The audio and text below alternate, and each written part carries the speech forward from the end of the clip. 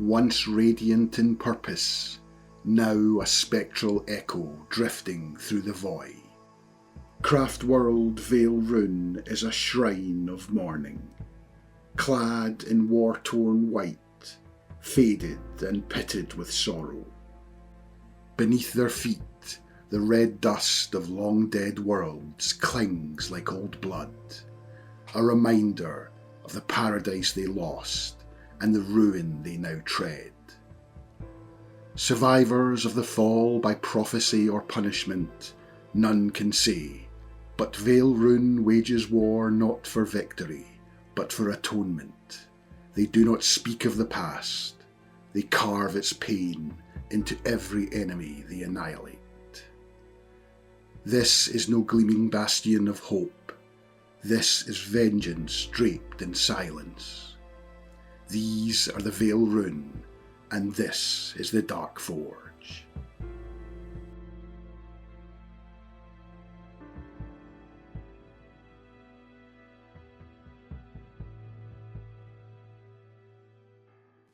Hey guys, welcome back. Today I'm going to be taking a break from Trench Crusade and painting up some 40k. And with Eldar, or Aeldari, being one of my favourite factions, and having this Wraith Lord sitting on my desk for the past 6 months, I thought I'd paint it up and get it crossed off my list. But instead of painting it using my usual Mimera colour scheme, I thought I would create my own custom craft world. And that's when I came up with the Vael'Ruun. And my idea for this craft world was that I wanted to show you how to paint up a really nice and effective looking white with black trimmed armour that's also got some really realistic looking chips and battle damage, and then by adding some small amounts of colour to certain areas, producing a really visually impactful looking model. And the first step was to get the model primed, and for that I primed the body with Colourforge Hyrax Brown, and then just used some black primer for the head, which I kept separate. And this dark brown colour that I've used on the body is going to be used as the base colour for all of the chipping. And to achieve the chipping, I'm going to coat the entire model, excluding the head, with some AK Worn Effects chipping medium. And I'm just going to apply this with a brush, making sure I cover all parts of the model. And I then leave this to dry for around half an hour, which should give the entire model a satin sheen. And it's important that you let this dry naturally and don't go in with a hairdryer and some hot air, as this will invalidate the chipping medium and it won't have any effect. But if you do have a cold air setting on your hairdryer, then you could use this to speed up the drying process. And once that did dry, it was then time to apply the base colours for all of the armour. And to do that, I airbrushed on 2 of the colours of the Army Painter Warm Greys and Whites triad. Firstly with the darker Gargoyle Grey, and I used this to apply a base coat to all of the armour panels.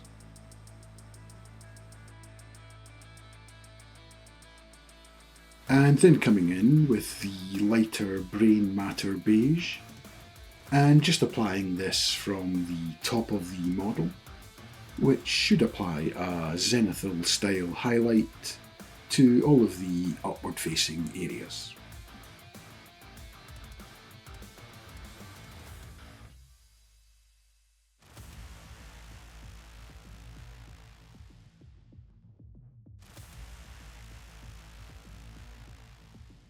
And now that the main colour had been applied to the armour, it was time to take advantage of the chipping medium.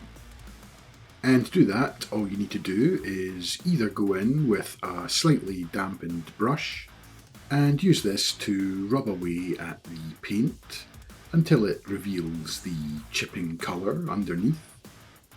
Or you can go in with a sharp implement like an airbrush cleaning needle and use this to create scratches and chips randomly across all of the armour panels. And I'll just systematically go around the model applying this until I'm happy with the amount of battle damage.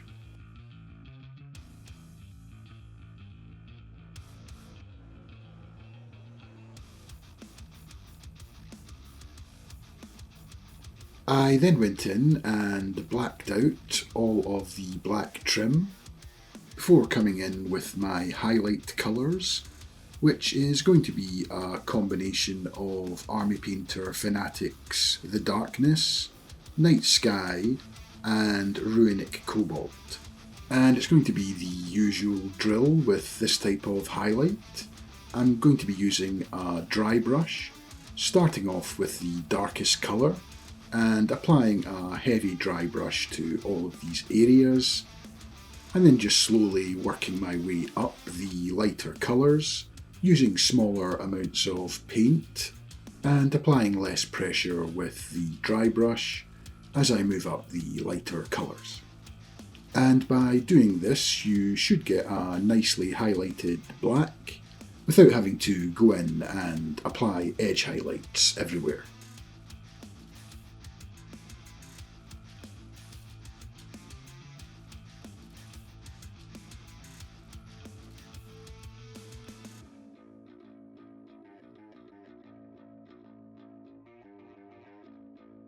I then used one of the transfers that I had from the Eldar Combat Patrol and just applied this to the bottom part of the cloth, and I just used my usual technique for applying the transfer, which was to firstly coat the area with gloss varnish and then apply the transfer with microsol and microset.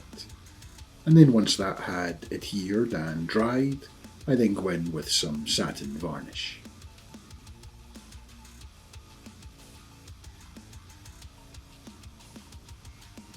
And while I was waiting for the transfer to fully dry, I decided to tackle the sword.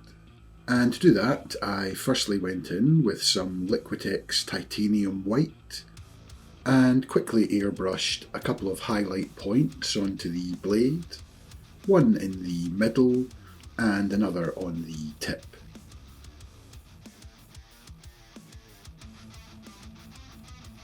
And I then come in with some Vallejo Express Mystic Blue, again through an airbrush, and just apply this over the highlighted blade.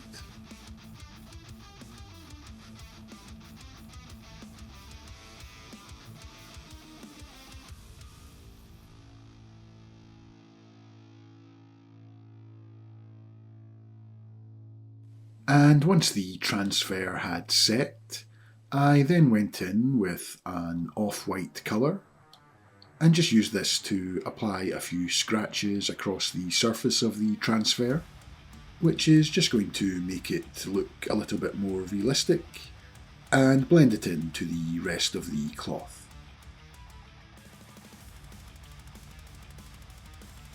And for the helmet, I used the same titanium white to build up the glow in the centre and on the tip, and I just airbrushed this on, slowly building up the opacity. I then come in with the Vallejo Express Mystic Blue and just apply this over all of the white ink, which should give a nice blue glow.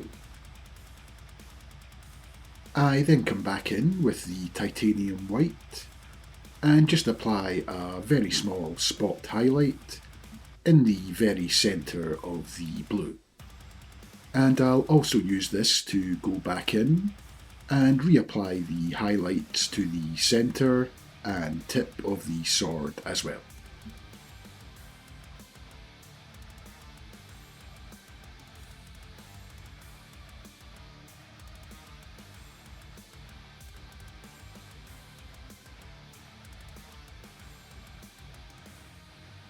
Next up, I wanted to add some shade to the model, and to do that I used Mr. Weathering Multi-Black Pigment, which is a really nice pre-mixed black oil wash, which I thinned down a little with some white spirits, using 2 parts of the wash to 1 part of the white spirits. And this gets applied all over the model, excluding the helmet and the blade of the sword, and this should flow into all of the recesses, providing some shade and darkening the entire model. And after allowing that to dry to the touch, which usually takes around 20 to 30 minutes, I then use some wedge-shaped sponges and some makeup brushes that are slightly dampened with some white spirits, and use these to wipe off all of the excess oil wash from all of the surfaces, and just leaving it in all of the deepest of recesses and cracks.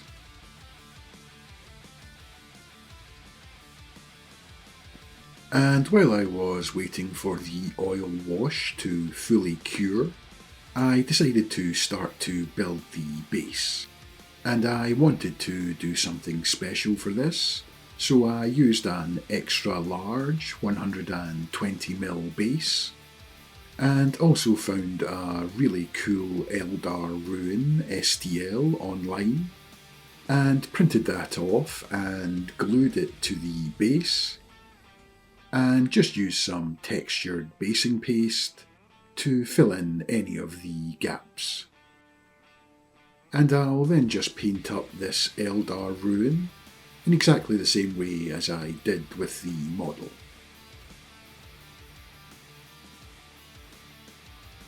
And getting back to the model, the oil wash had now fully dried, and I just went back in with the same brain matter beige that I used to highlight the armour originally, and just gave all of the armour panels a very light dry brush of this colour, which should catch all of the raised edges and bring back some of the highlights that were lost in the oil wash.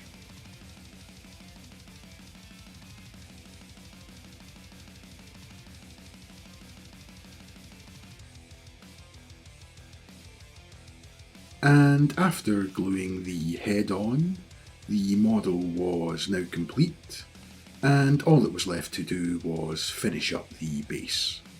And I saw this technique from another YouTuber called Plaguenar, and it's a really nice and easy technique for painting up some Mars-style bases, which is exactly what I planned for this model. And the first part of the process is to paint the base with some Citadel Doombull Brown, which I just stippled on,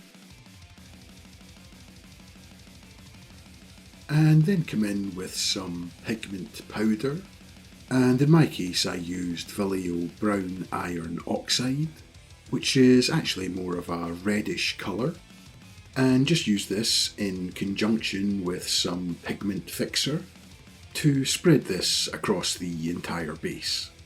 And this is going to give a really nice and realistic warm red Mars-style landscape, which is really going to nicely contrast with the cool white and blue colours of the model and of the AIRBRUSHES. And with that, Craftworld Vael'Ruun was born, with its grimdark, battle-worn white armour, cool blue highlights, and that warm Martian red base tying it all together. And in general, I'm really happy with the way this one turned out, and I might just build out a full Vael'Ruun battle force sometime in the future. But until then, let me know what you think in the comments down below. And a huge thank you to all of my Patreon subscribers. Your support means the world, and I'll see you in the next one.